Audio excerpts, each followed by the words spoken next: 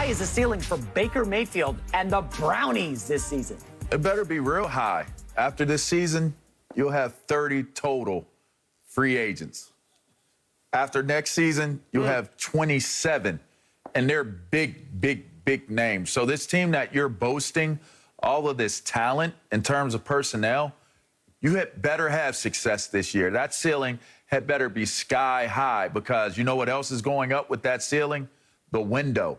The window could be closing on them. Look, Broussard, Mac, we all know winning cures all ills. If they have a really good year this year, we saw it happen in Tampa Bay, right? You had some main guys. This has never happened. So we're hitting uncharted territory where guys these days are more willing to look at the business of accomplishment rather than the business of just running for the bag, right? We saw guys come back. They returned all the starters from their championship run team. So when I look at this Browns team, they showed historical achievement and accomplishment this past year. Baker Mayfield took some definitive steps forward in how we can look at him as a franchise quarterback for his team. The Cleveland Browns, personnel-wise, took steps forward in showing that they can be a dominant team, not just a team, but you're in one of the toughest divisions and historically one of the most brutal divisions in all of the NFL, in that AFC North, and they were able to do what they needed to do and ultimately knock off Big Brother Pittsburgh in the playoffs. So to me, the ceiling is high, but depending on what they do this year will ultimately dictate, Chris, if you're talking about a ceiling that can continue to be a little bit higher than what it is this year. And you saw they signed Nick Chubb for not an egregious number. You know, you could look at the Nick Chubb deal and say, wow, Nick Chubb is paid outside of the top 5 highest paid running backs in the league, but yet you could consider him one of the top 5 running backs in the league. If you have guys that are willing to play ball like that and do deals that is going to leave enough room for them to be able to sign guys back, you'd have to assume that there's a buy-in, a collective belief that this Browns team can achieve, and they might be able to get these free agents re-signed and keep this team together. That will dictate how high their ceiling is moving forward. What's the ceiling? Meaning, how high could they possibly go? The ceiling is the Super Bowl. That's right. I said the ceiling is the Super Bowl. It's possible. Now, it's possible. I'm not predicting that. My prediction is Kansas City. I like Kansas City and Buffalo better. Though, again, like I said about Dallas, those two teams to me are definitively better than the Browns, particularly Kansas City. Then you got Baltimore and Miami and the Browns and Tennessee. You know, they're kind of bunched in together.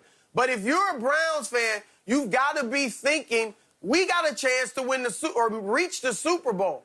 Here's the thing, guys. As much as I like Kansas City, as much as I think they're not only going to get to the Super Bowl, but win it, the fact of the matter is, in the history of the NFL, only 3 teams have ever made 3 straight Super Bowls. Not won 3 straight. No, none have won 3 straight, obviously, but made 3 straight.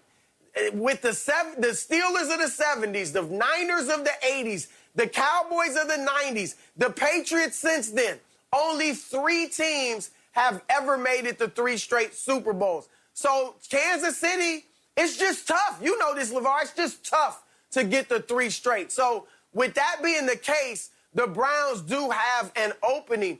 Like Dallas, the key is going to be, did their defense improve? The offense, you said it, is great. I think they got the best 1-2 punch in the backfield with Chubb and Kareem Hunt. We know how good their receiving core is. OBJ, he don't have guaranteed money next year. All right? So to me, he's got to come in. He's got to play ball. He's got to have a good attitude. He's got to show that for all his individual talent, he can help you win.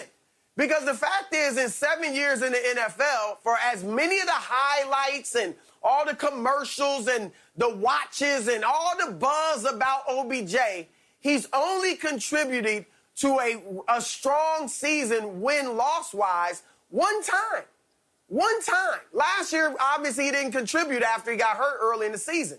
So he's got to come in. I think he'll have the right attitude, and that'll help. I think Baker's matured to the point where he doesn't feel like he's got to look and appease OBJ.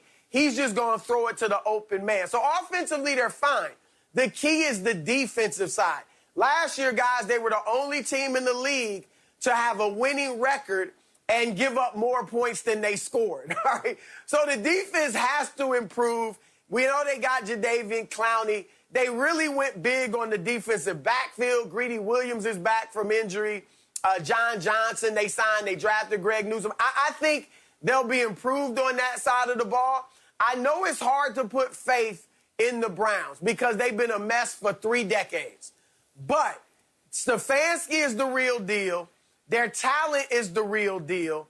And I think these dudes, they proved it last year by beating Pittsburgh and then by playing Kansas City. I know the offensive line was injury ravaged, but they played them tough in the playoffs. So ceiling, Super Bowl. I think they'll make the playoffs and lose their second to Kansas City. Like, sometimes I like to pump the brakes, you know, in rush hour traffic. You pump the brakes. Chris, I need to mash up the brakes on the Super Bowl talk for the Browns. Like, stop. That is way, way, way overboard. You know you got to walk before you can run, Chris. As you said, this is a team that was outscored last year despite going 11-5. And defense is going to be everything for this team, okay? We know what the offensive side has. Odell's coming back. That's huge. The running backs are great. Baker, better. But, Chris, I just read a preview where the Browns could have 9 new defensive starters. 9. This is a team that was boat They raced. need to. I mean, they could not stop the Ravens to save their life last year. They Okay? need to. And, by the way, the Ravens are the class of the division for sure. I do like this Browns team. I think they're about a 10-11 win team, but the schedule gets a lot tougher, okay? That being said, I'm kind of on board with LeVar here. This is the best Browns roster in about 30 years. Since LeVar was in high school and Bernie Kosar, yes, Bernie Kosar was under center in Cleveland. This team is loaded. They've got 2 number-1 overall picks on the edge with Garrett and Clowney. But 9 new defensive starters is a lot to work in. This was a bottom 7 defensive unit in the NFL last year. Still, they propelled to the playoffs with a first-year coach, new system, new everything. But Super Bowl is very premature. You got the Ravens, you got the Bills, you got the Chiefs, as Chris said. Let's not think Super Bowl. Let's just say, okay, hey, let's get back to the playoffs. Let's win a game. Let's keep it moving. LeVar, let's not put Super Bowl expectations on a guy like Baker Mayfield, who just 2 years ago led the league in commercials as opposed to any other offensive stat. Like, Super Bowl's premature, Chris. I don't think so. I think they can motorboat their way all the way to the Super Bowl. Nah. Some of y'all might have caught that. Some of y'all didn't. I think they can get.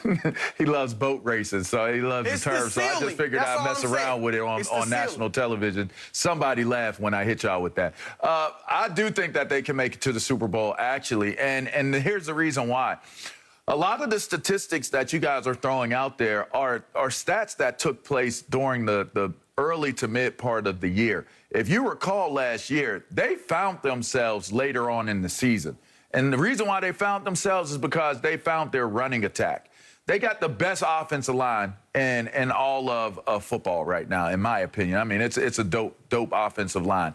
Now, they have 2 running backs that can run the ball, and they can run the ball effectively. If you're going to beat a team like Kansas City, you know how you beat them? By running the game and pressuring the quarterback. We saw the blueprint play out in the Super Bowl. Not necessarily running the ball in the Super Bowl, but certainly the pressure that they were able to get on Patrick Mahomes.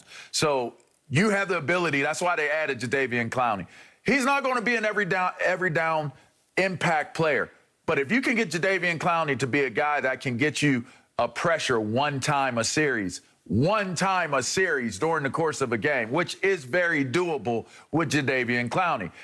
You now have one of the most premier defensive players in Myles Garrett on the other side that can get to him every other play, every other snap, and is going to command double and triple teams. So now you're looking at your defense being in a much better position because they found themselves an offense at the last part of this season last year.